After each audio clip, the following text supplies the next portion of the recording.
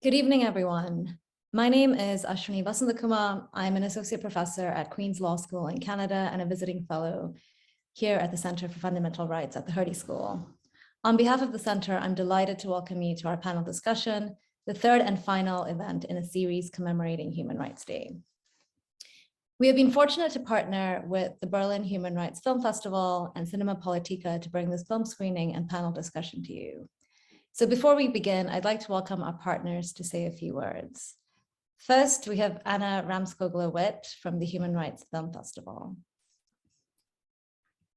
Thank you so much, and thank you so much for inviting us to cooperate.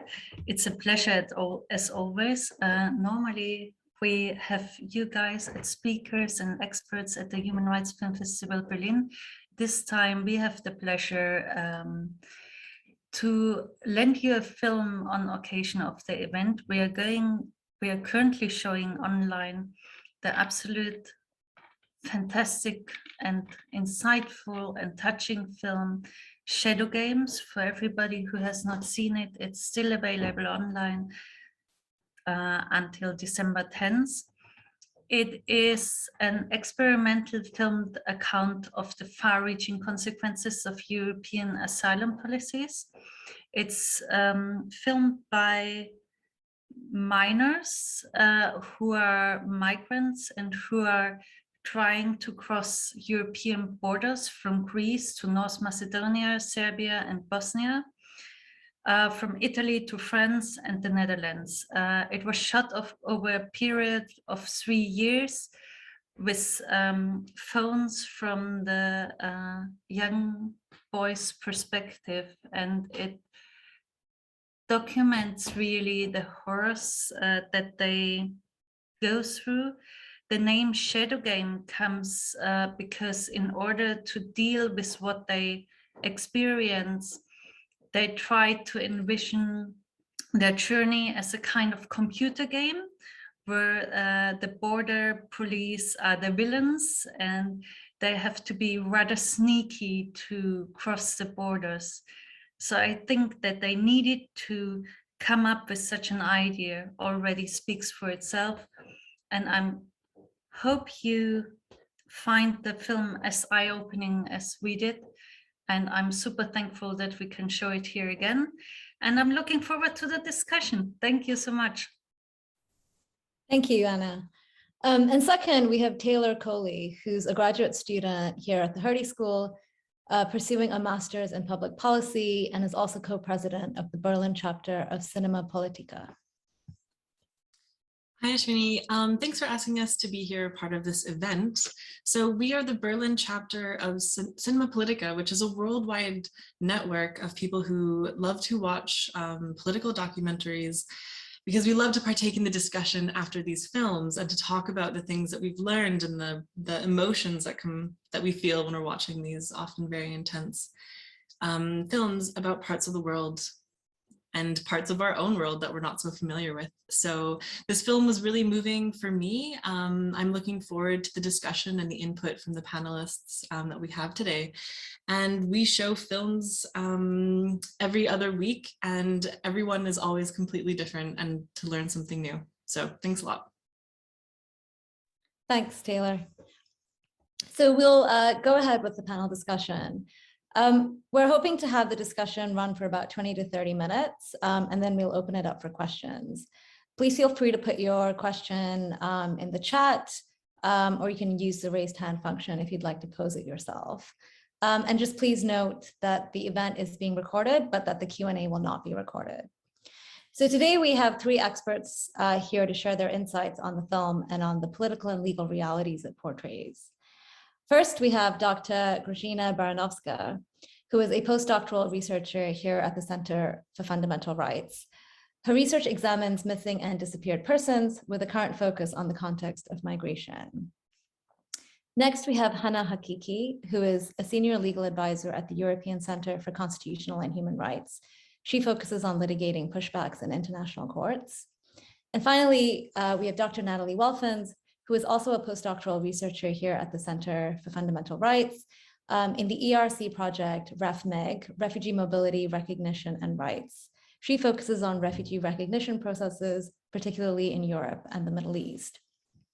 So to begin with, I'd like to ask Hanaa Hakiki to share some reflections on the film, drawing on her advocacy work.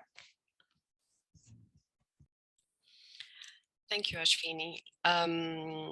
Yes, so here at ECCHR, we've been sort of working on pushback since 2013, 2014, litigating cases. And watching the movie, I mean, many of the borders that the young, men or teenagers go through are borders that we've worked on.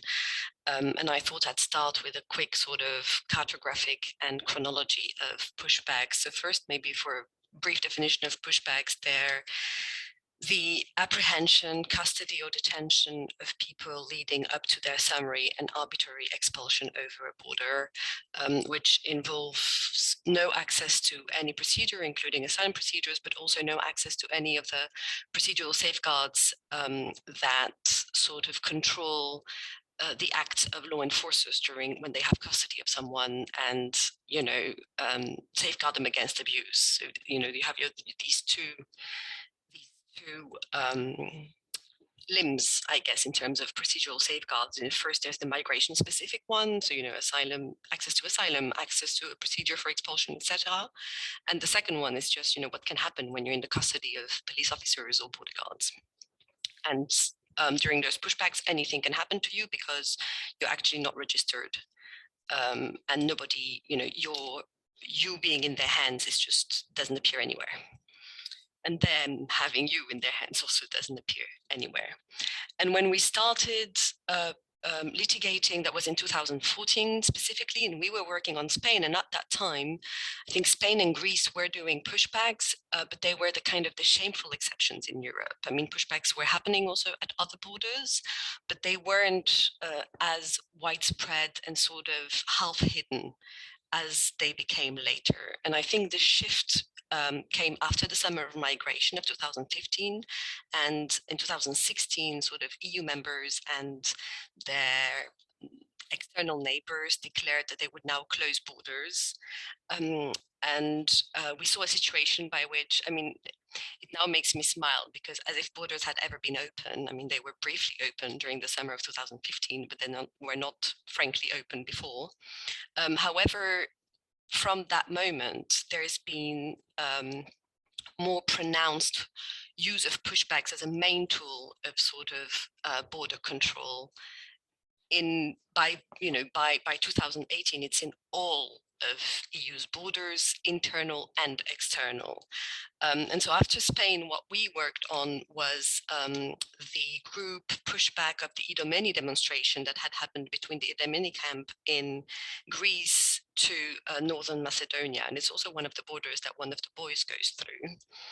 And it was a highly reported border because it was a demonstration, so there were loads of journalists and there were loads of images. And then since then, we've worked on Croatia and on Greece. And as I said, now pushbacks just happen between the UK and France, between France and Spain, between France and Italy, Italy and Slovenia, Switzerland and France. I mean, it's really everywhere. Maybe rounding up as to, why is it a problem? Because we now have, and Grażyna will speak about this, sort of a discourse that seeks to legitimize and legalize pushbacks. And I would make 3 points there. First, they operate on a racial profiling basis.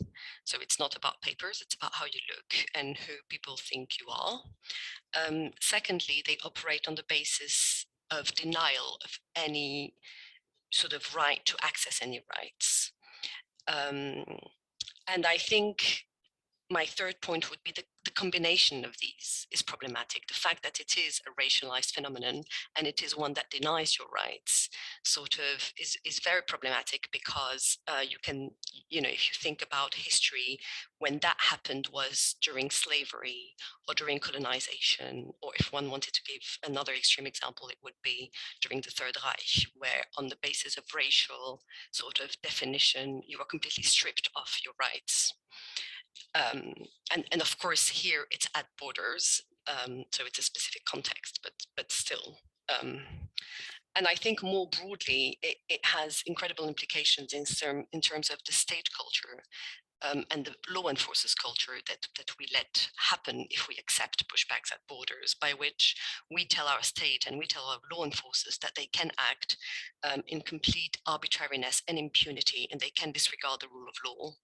And I think if we let that happen at borders, we are sure that it will create a state culture and it will happen in our city centers. So even from a sort of selfish position that doesn't have anything to do with solidarity and humanity, one should be very wary of those attempts to legitimize such state practices.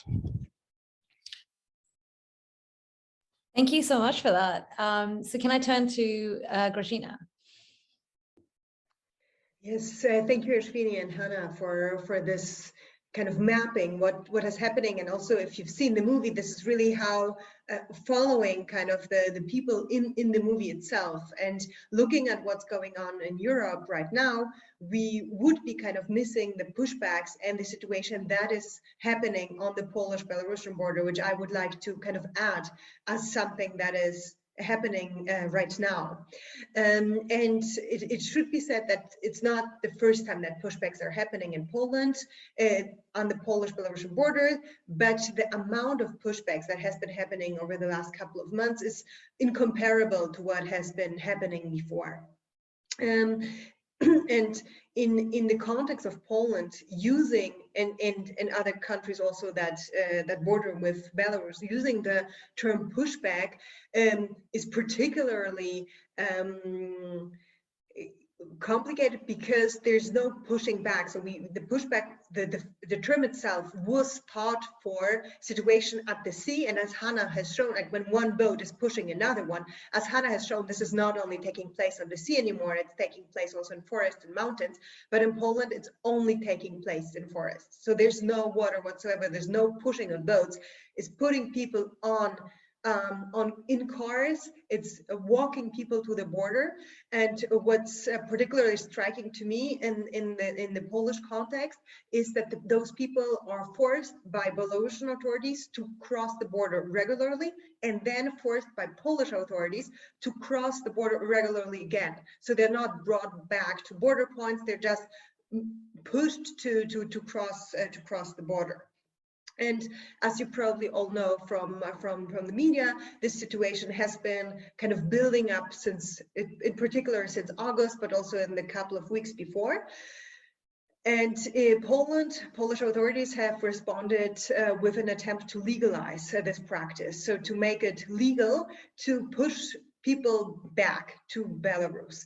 And this is specifically kind of the law that were introduced, were specifically created for the eastern borders of Poland. Pushbacks, so the practice of which is illegal in international, well, contrary to international and EU law, has been in that sense legalized in Poland. And this has been done in two ways. First, in August, there was an executive order which made it possible to bring anyone found in Poland back to the border and force that person to cross back. And then another act of parliament was adopted in October, so just 1.5 months ago, which introduced a bit more complicated procedure where there's a decision which is missing kind of in the first form. So a border guard is issuing a decision before the person is forced to leave Poland, and the person leaving Poland is not allowed to come back to the Schengen area for at least 6 months, up to 3 years, depending on the decision of the border guard.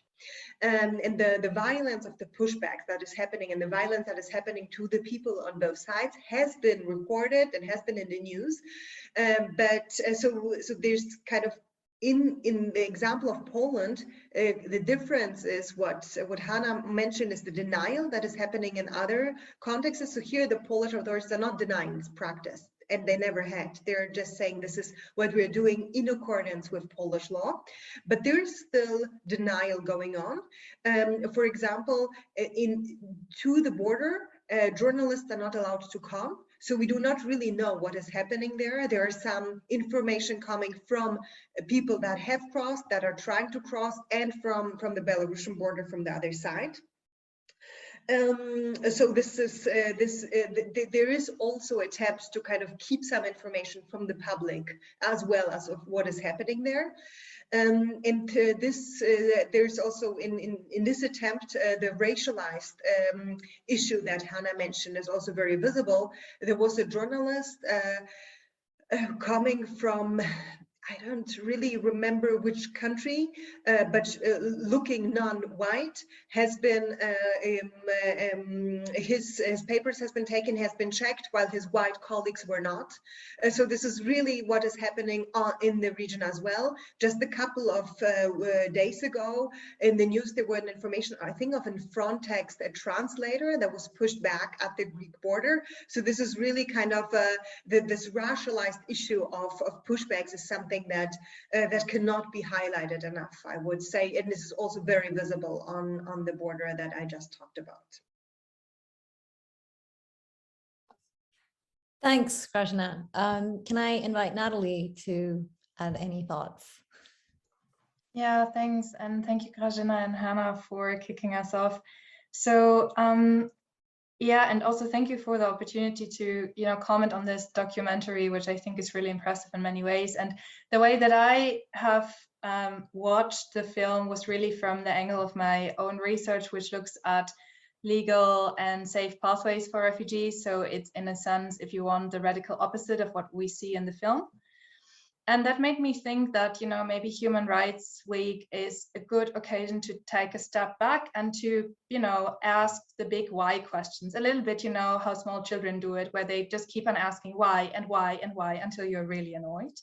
So, because I found it striking how we have been talking about for more than 5 years about migration, asylum, etc.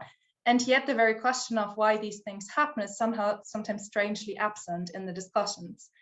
And, you know, like, why is it that these people are forced to take these very convoluted, very long, and in many regards extremely risky and violent journeys, where they are then, you know, exposed to these human rights violations and border violence?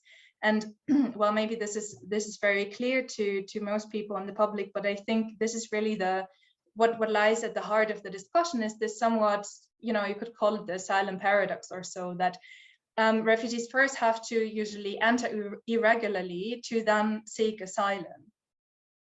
And at the same time, for people who are seeking asylum, there are very few to no routes to legally and safely enter the EU. There is a real absence of safe and legal pathways to the EU to do so. Because these people would usually not get a Schengen visa, because even when they meet the financial requirements, just because of the, you know, this is racialized to some extent, but there the category of reference is more the country of origin or the country of citizenship. These people would be categorized as having a low prospect of return and therefore not get a visa.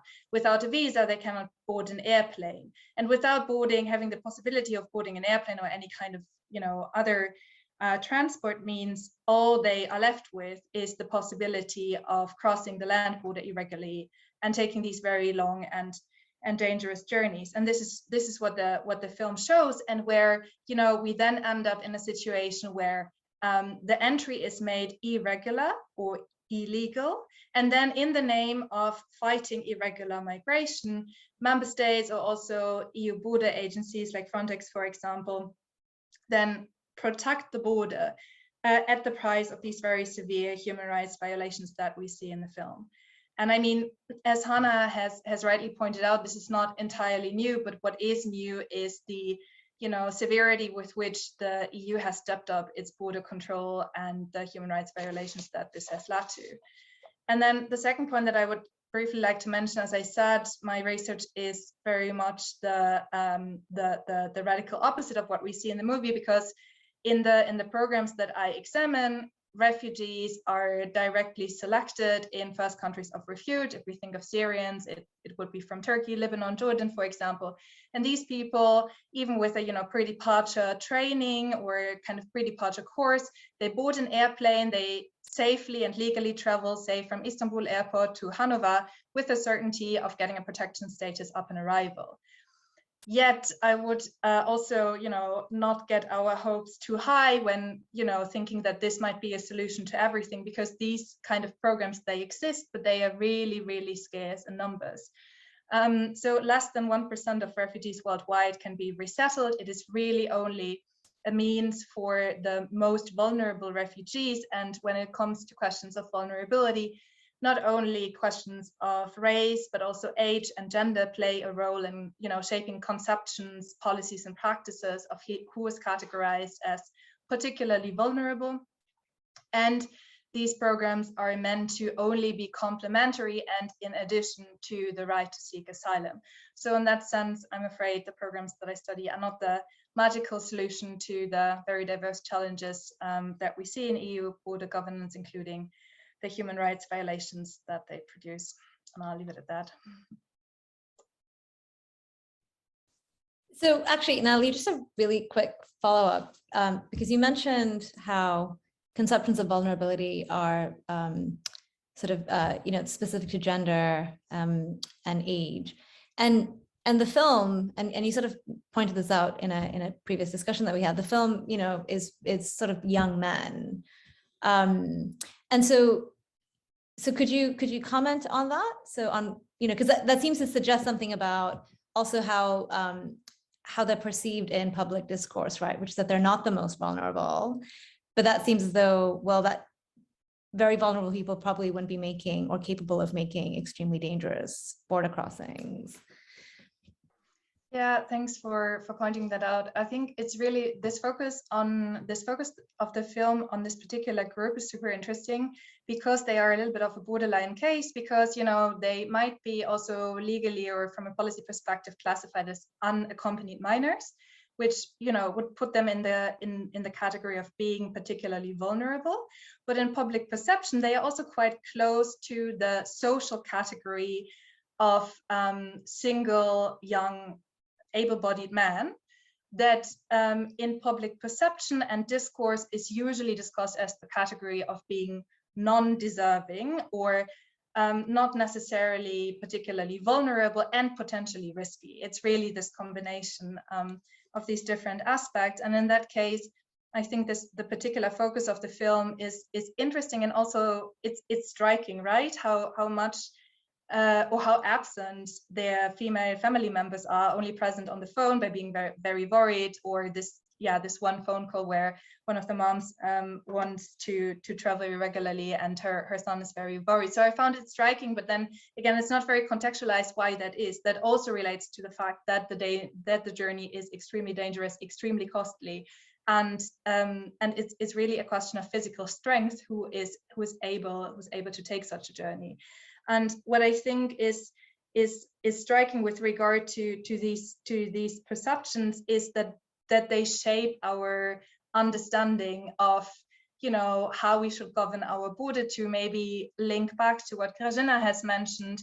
In the context of the Polish-Belarusian border, there was a very kind of customized decision to show pictures of single brown men in order to fuel a certain discourse, because there was a clear understanding that this would not evoke empathy and some kind of, calls for humanitarian responses. Or inversely, we could think of whenever there is, a boat drowning in the Mediterranean, women and children are usually singled out. So you have so and so many people died, among them women and children. And I think this is striking because it kind of, again, foregrounds more kind of certain social characteristics versus the question of who might be entitled to protection, or the very question of how are these people put in vulnerable situations, also these young men, through the border practices of Europe.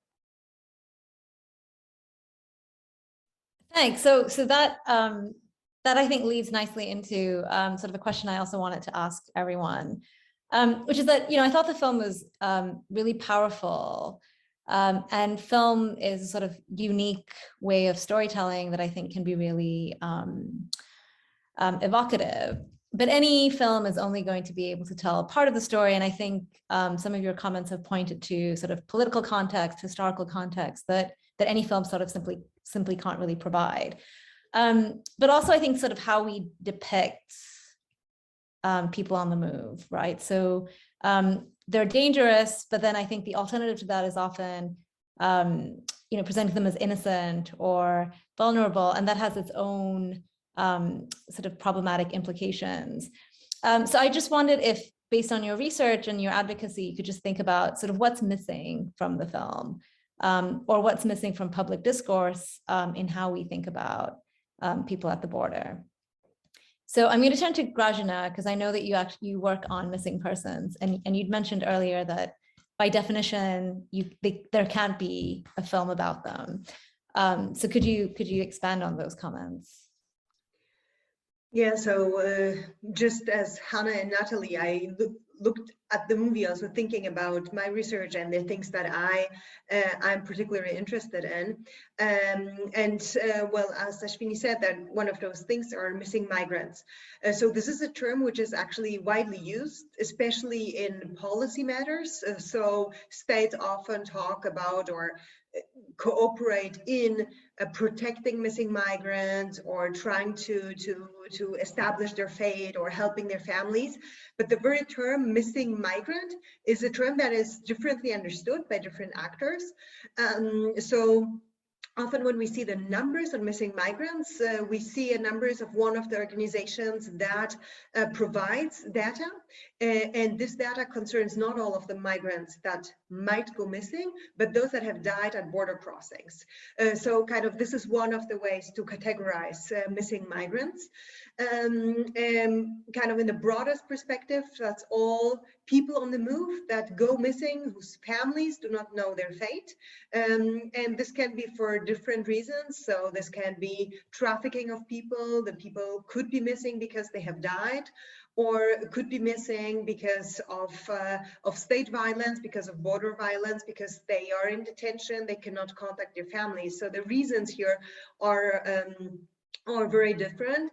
In regions from which migrants travel to other regions or countries, the problem of missing migrants is really starting to become a problem in society, especially since it's mostly often young men that go missing.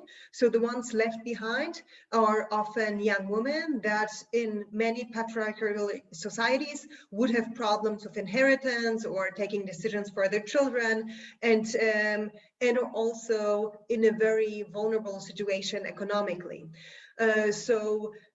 Kind of looking at missing migrants in a perspective, what that also does to the societies back home, to their close ones, is one of the challenges that looks ahead. And looking at the film Shadow Game, it's clear that going missing or dying on this way is really something that can happen to everyone taking that dangerous route. Thanks. Can I ask Hanaa, because I know you've been critical about how migrants are sometimes portrayed in the media. Yes, I mean, I was just reflecting on, first I wanted to say that as unaccompanied minors, whether or not, it's true that in the movie also you see them grow up, right? Like one of them says, look, like I have beard now, like I didn't have beard before, and, I'm becoming a man on the way. But they're specifically protected, and actually one of the cases that we supported is the only case where the Committee for the Rights of the Child, the UN Committee for the Rights of the Child, addressed the rights of unaccompanied minors in border operations and clearly stated that they should, so if there's any doubt as to them being minors, they should be considered as minors until there's a proper age assessment, and they should be given protection as such, and they should be given a guardian, and they should be taken in. So the law is pretty clear. You find, similar safeguards in EU law under the European Convention of Human Rights. So there is no loopholes as such at all. But looking at the movie, I did think it made me think of one of the comments that French Arabs or French Black people make sometimes and say, you know, why is it that when you make us talk, you always take young people on TV, as if we didn't have old people that had experience and that had expertise, where, you know, this perpetual young people because you need us not to be threatening. And I did think of that when I watched that movie, and it made me wonder, I understand why you would put the focus on vulnerable people to get the empathy of the general public. But I think there really is a limit to that approach. And I think that if you accept the dehumanization of you know, single brown men that are supposed not to be vulnerable when actually they have their own vulnerabilities because they are beaten up more and because they have no access to accommodation most of the time. So if you accept that they can be dehumanized, if you accept that they can be seen as threatening, I think that process of dehumanization does not stop. And you know, if you accept the concept of the illegal migrant, then we've seen a slide from illegal migrant to illegal entry, and then illegal entry has encompassed everyone. We don't care anymore whether those are refugees or not. We don't care anymore if they're families or an accompanied minor. They're all dehumanized. And I think in order to protect the unaccompanied minor or the refugee, you actually need to fight for the rights of the undocumented, non-refugee, body-abled, 30-year-old brown men. And if you don't do that, then you lose them all.